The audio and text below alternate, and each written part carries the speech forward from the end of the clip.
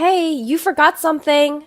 I hurriedly called Ethan as he headed off on an overseas business trip. But no matter how many times I called, there was no answer from Ethan. Then I stumbled upon Ethan's affair. So, the business trip was a lie, huh? Cheating on me like that? I won't forgive this. Oblivious to my vengeful thoughts, Ethan finally called me in high spirits. Just landed at the destination. So, what did I forget? You forgot your passport. What? That was the moment I began to enact my revenge. My name is Natalie. I've been married to Ethan for 4 years. We don't have children and live happily without holding anything back from each other. Ethan works for a regular company and has weekends off. I, on the other hand, work at a beauty salon and work on weekends. So, we rarely have days off together. When was the last time we went out together anyway?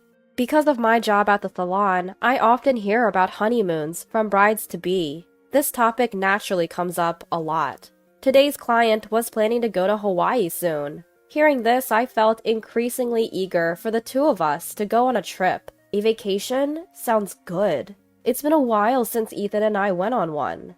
When I got home from work, Ethan wasn't back yet. It used to be that I would come home late and Ethan would have dinner ready. But recently, that hasn't been happening. Maybe work is busy. He's been doing a lot of overtime for several months. Ethan finally got home past 11 p.m. Though he should be tired from working late, he seemed in a good mood, so I had no reservations about talking to him. Guess what? My client today is going on a honeymoon to Hawaii. We went to Guam for our honeymoon, but we haven't traveled since, right? Let's plan a vacation. It doesn't have to be abroad. Even somewhere in the country is fine. My mind was already racing with vacation plans. Spending days together for the first time in a while felt exciting, but contrary to my enthusiasm, Ethan didn't seem too keen. I'm gonna be busy with work for a while. Why don't you go alone? Then you don't have to coordinate with my schedule. I was so disappointed by Ethan's response that I lost all enthusiasm for the trip. It's pointless alone. I want to go as a couple. I held back my desire to say so. Whether it's a difference in enthusiasm or what, Ethan had practically zero interest in going on a trip. After seeing Ethan's reluctance, I decided to let it go. For a while, I found myself scrolling through travel sites, still not entirely over it. Should I just go alone, like Ethan suggested? The thought crossed my mind, but I couldn't leave Ethan behind. During these low-spirited days, Ethan suddenly said to me, I have a business trip overseas during the New Year holidays. What? I blurted out, shocked by the sudden news. Ethan looked irritated at my loud reaction. Look, I know you want to travel, Natalie, but this is work, not a vacation. No complaints, okay? I haven't even said anything yet. Annoyed at Ethan's words, I snapped back. I'm just surprised you said overseas business trip. You've never had one before. Besides, aren't most places closed during the New Year holidays? My hard work has been recognized, and that's why I was chosen. The trip is to France. Only New Year's Day is a holiday there. Many businesses are open, as usual. Is that so? When do you leave? I'll head to France before Christmas to prepare, and then start work. Sure enough, after doing some research, France only observes New Year's Day as a holiday. December goes until the 31st, and many businesses resume on January 2nd. So we won't spend the New Year holidays together, huh? The New Year holidays were our only chance to relax together throughout the year. Now, not only do we not get a vacation, but we also won't spend the holidays together. Feeling lonely, an idea popped into my head. How about I come with you? Then we can spend time together. I can go sightseeing while you're working. I thought it was a good idea, awaiting Ethan's reply. However, his next words instantly dashed my hopes. Absolutely not! This is a business trip! Who brings their spouse along?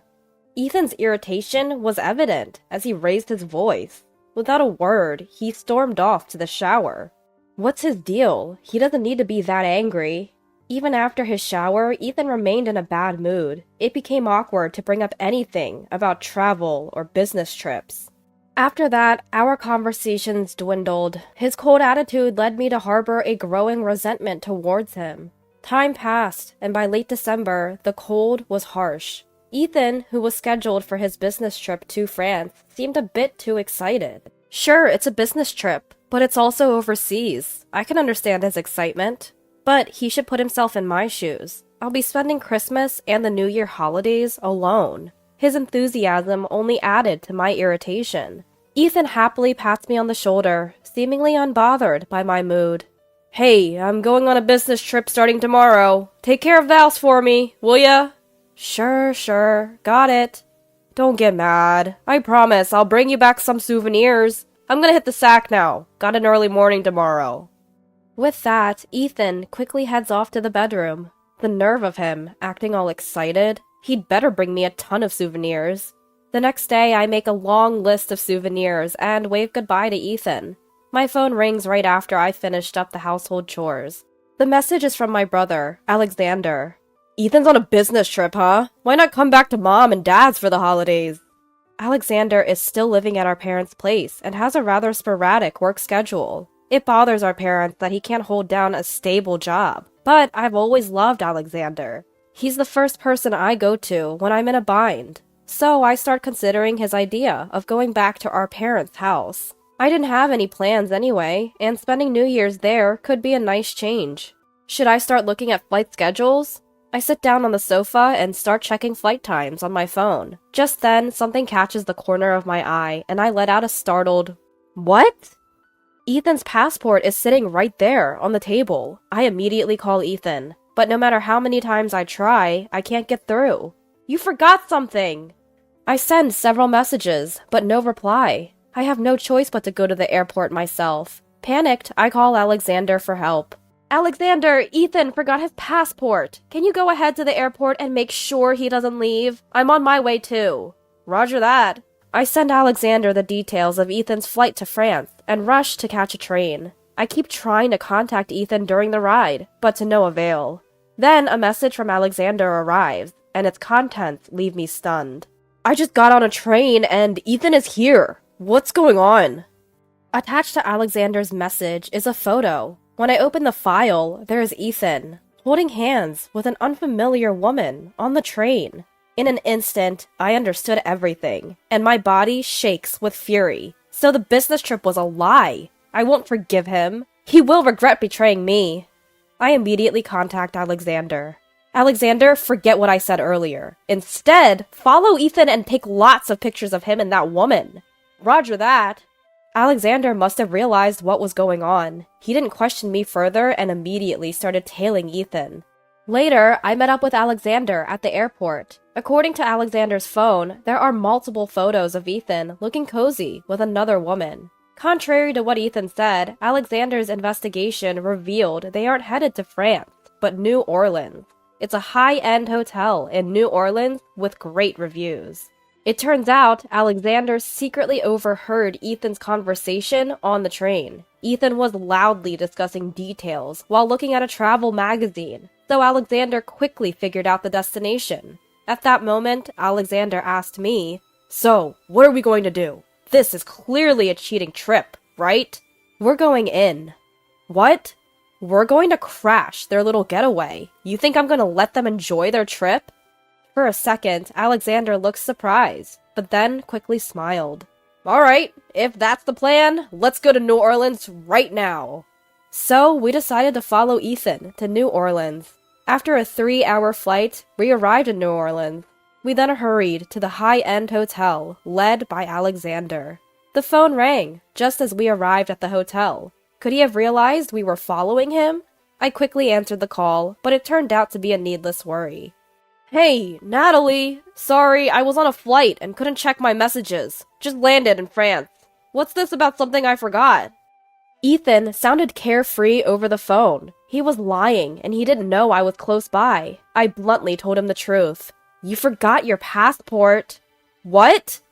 I immediately went on the attack. "How did you get to France when I have your passport right here? Did you enter the country illegally? You think I want to be with a criminal?" Ethan started to fumble. "I realized I forgot the passport, so I had a new one made at the airport." My anger grows at Ethan making excuses. Unable to contain my emotions, I yell into my phone. Are you kidding me? I've never heard of a passport getting issued instantly at the airport. Who do you take me for? Calm down, Natalie. It was a joke. I actually have 2 passports. What? 2 passports? Quit your nonsense. Ethan went silent, but my fury wouldn't cease. You thought that lie would work? I know everything. You're in New Orleans right now, aren't you? I'm on a business trip to France. You're still lying? I told you I know everything. I know you're in New Orleans on a cheating trip. What? With that, the call suddenly ended. He must have hung up, realizing things looked bad. But it was too late. A few minutes later, a message came from Alexander. They're here, in the front lobby. If Ethan knew I was aware of his affair, he would surely scramble to change his accommodation. That's why we waited for him in the hotel lobby. Upon seeing Alexander and me, Ethan looked extremely shocked. Right behind him was the woman from the photos, the same woman he was having an affair with. I marched right up to Ethan and stood my ground. Ethan's face was a picture of surprise. Natalie, this isn't what it looks like. My business trip was suddenly relocated to New Orleans. I'm not doing anything shady, I swear. Who in their right mind would believe you now? How do you explain the woman standing behind you? This girl is, a junior colleague. She's on this business trip with me. I was utterly disappointed to hear Ethan still making excuses, even in a situation like this. I opened the messages Alexander had sent me and held them up in front of Ethan. So what about this? How do you explain holding hands if you're just colleagues on a trip? When did you get that? I glared at Ethan. It's pointless to argue now. I have evidence, so you can't run away from this. I heard Ethan gulp right in front of me. Then I turned my attention to the woman he was with. What are your plans with my Ethan? You know he's a married man, right? Suddenly, the woman became visibly shaken and started blaming Ethan. Wait a minute, Ethan! You said your wife would never find out. That's why I agreed to be with you. No, Ellie, that's not the point right now. It absolutely is the point. Your wife has been giving me terrible glares. It's as if I'm the bad one here. For the record, lady, Ethan is the one who came on to me.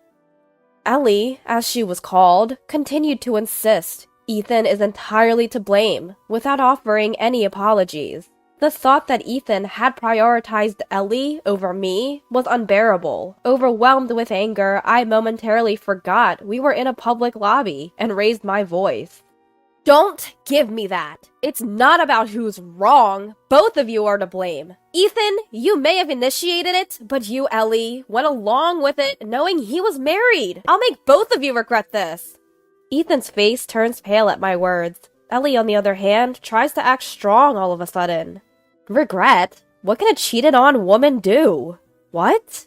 You see, Ethan chose me. Natalie, no matter what happens to you, you'll be the one left alone. Ethan and I are going to be together soon. There's no way I'm gonna be miserable. Right, Ethan? You said you were leaving Natalie soon. Ellie says, staring back at Ethan. Ethan then looks back and forth between Ellie and me, then starts speaking, seemingly having made up his mind. I won't marry you. The only one I love is Natalie. What? I just found you convenient to hang out with because Natalie and I have been missing each other. Today is the end of this relationship. I'm going back to Natalie. Upon hearing Ethan's words, Ellie's face fills with despair. Ignoring her, Ethan starts to apologize to me. Natalie, I'm really sorry. My judgment was just off. I won't cheat ever again. I've just been feeling lonely because we've been missing each other. So? From now on, I'll only think about you. If you want, we can go on a trip right now. Just please forgive me.